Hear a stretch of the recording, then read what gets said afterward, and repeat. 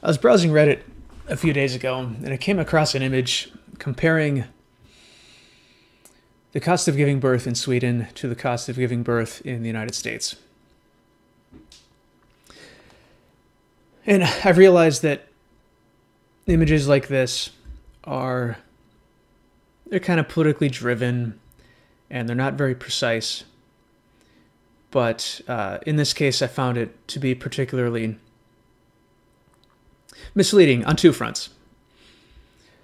So here's the image.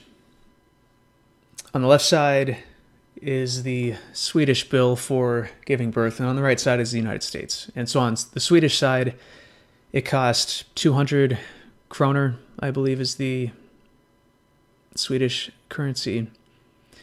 And on the right side is the cost of giving birth in the United States, and that was $42,000. The first problem here is that giving birth in Sweden doesn't cost just 200 kroner. There's a whole host of costs and procedures behind this bill that this bill is hiding that had to be paid for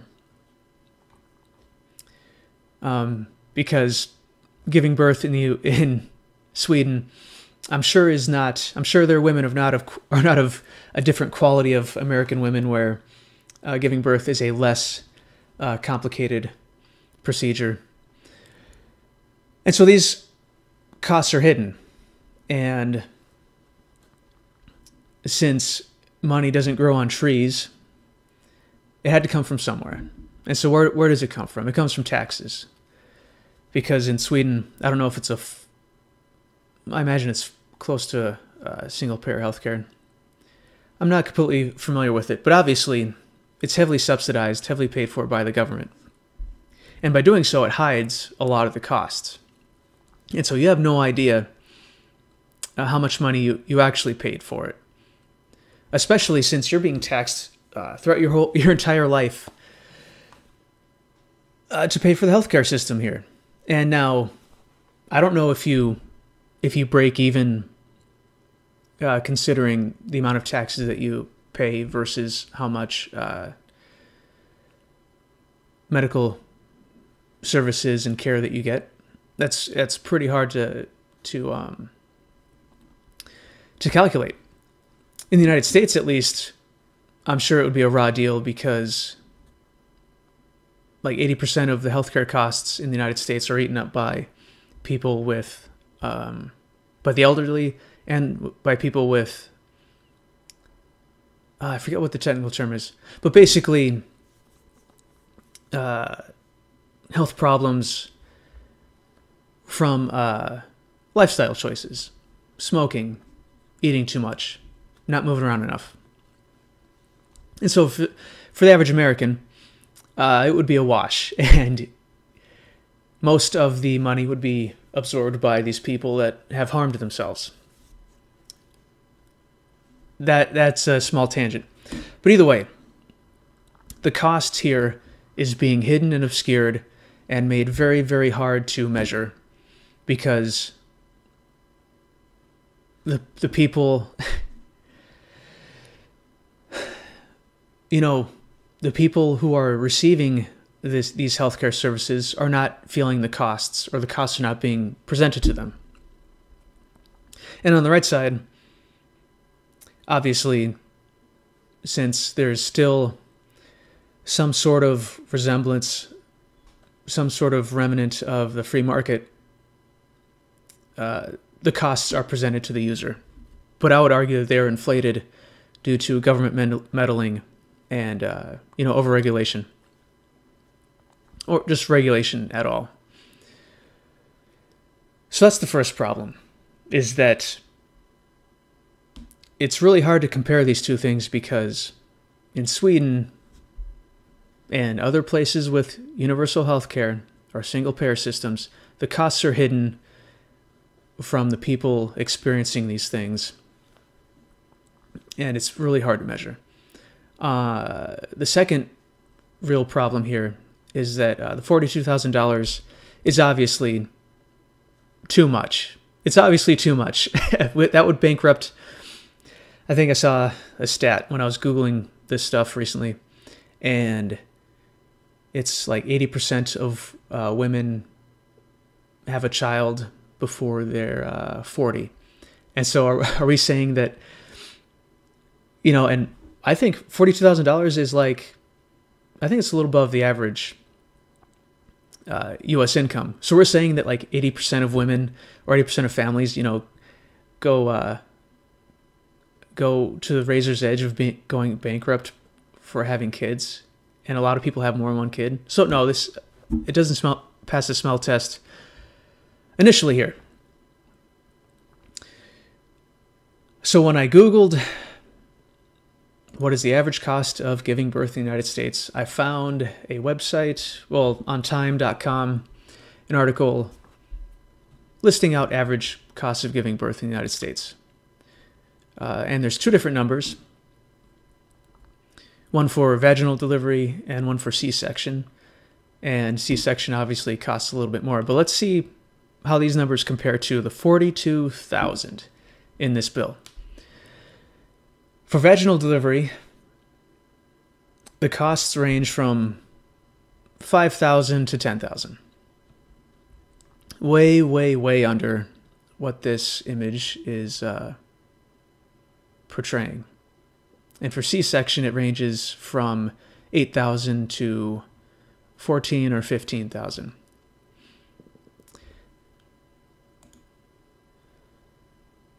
So how do you take something like this seriously? Well, first, you don't think about comparing apples to apples here. You just compare price to price, which is not sophisticated enough, doesn't have enough resolution to give you any real answers, and gives you a false view of reality. And the sad part is, for how much I love the internet and it's, the combined creativity of everybody on there, this spawned, I don't know how wide and far it went, but this spawned a number of people holding up a picture of their hand, just like grasping air, and saying shit like, this is the cost that I incurred when my wife gave birth to my son in Italy, or Portugal. Was one in Portugal? I don't know. There are a few different countries, and I think Canada was probably included, where these people are holding up their hands and saying like, this is the cost of giving birth in X. It's like, no, it's obviously not zero, for the reasons I just described. And so these people are imagining that they're getting shit for free when they're actually getting their pocket, their wallet picked continuously throughout their entire lives, and they don't. And if it's small enough, or if you don't think about it enough, you can imagine that you're somehow getting more value for less, or for even nothing. And that's why discussing things like this is really difficult, because statistics and numbers and stuff like this can be bent to the point of breaking just by framing the numbers in a certain way. Statistics are great and they help us describe the world, but they are also highly, highly susceptible to manipulation. And we all know this. And so this is why I like to approach it from the libertarian ethics point of view. Is it ethical? Is it right to demand someone else to pay for goods and services that you use? Well, no, it's not. Because I can't walk down the street and just take money from my neighbor or somebody on the street to pay for something that I need, even if it's important. So why should the government be able to do that? Especially when the government is highly immune to pushback. And so it can always just take a little bit more, a little bit more, a little bit more. And so I think the ethical argument is a superior one to approach,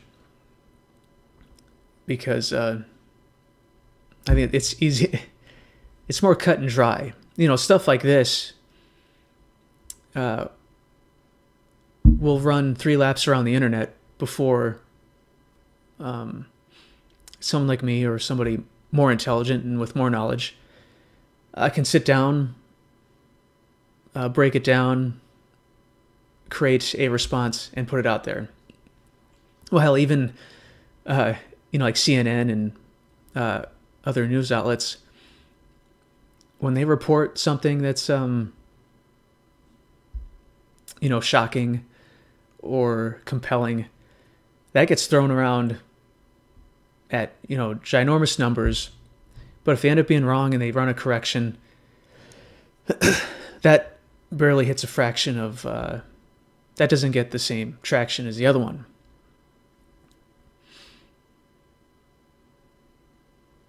The unfortunate part too, and I touched on this with a video I made about healthcare in general a little while ago, about how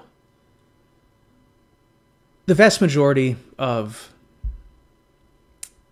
healthcare money and resources go to a small number of people, typically the elderly and people who have, I think a lot of it's the elderly, but I think even a equal or greater portion goes to people who have health complications from lifestyle choices, for basically doing it to themselves. And so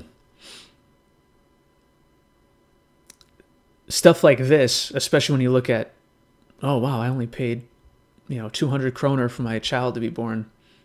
Well, I don't know if the stats in the US that I just mentioned translate to Sweden, but let's just say in the US, oh wow, I got this treatment for free or for a very low cost.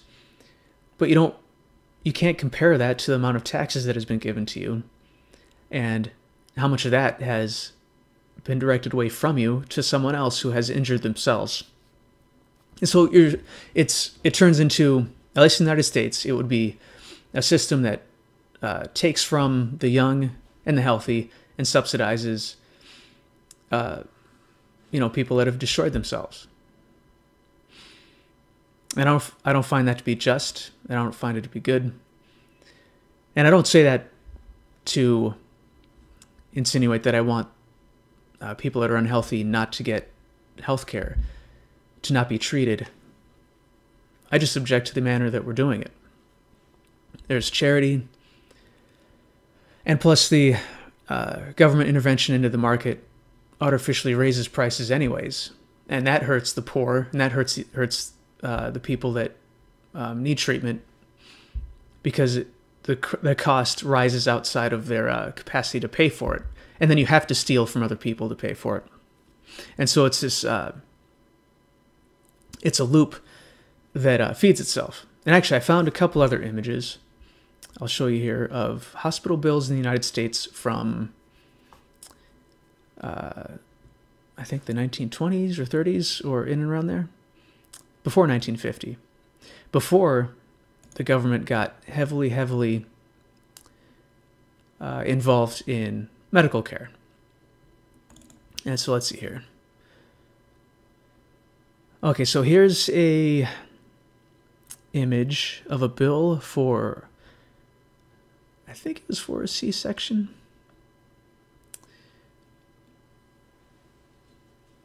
In 1963, and the cost was $526. Okay. Well, I think that's some evidence that the state of the healthcare industry back then was cheaper, and we didn't have nearly the, and obviously at that time the government was not heavily involved in the healthcare industry as much as it is today. And I believe there's one more. Ah, yes, here's one. I can't tell what year it was. But the total here is, it looks like $62, or comes out to 70 something. Wow, this handwriting is terrible. But here it is, another birth in the United States years ago, very reasonably priced. And these prices here that I'm showing you are upfront. Nothing is hidden from the consumer. You know exactly what you're being charged for and for how much. And how is this inferior to a government subsidized or dominated industry that hides costs from people and just taxes it from you, you know, in a way that doesn't make you feel it, or in a way that you don't associate it to the goods and services that you are consuming. And so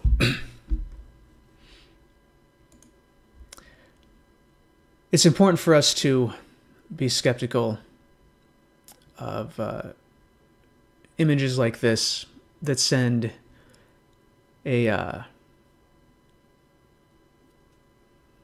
pack a lot of information and a lot of assumptions into it without laying out exactly what they're comparing. Because right now, right there, it's comparing, I think, like I said, it's comparing oranges to apples, or it's comparing, like, unicorns to horses. It's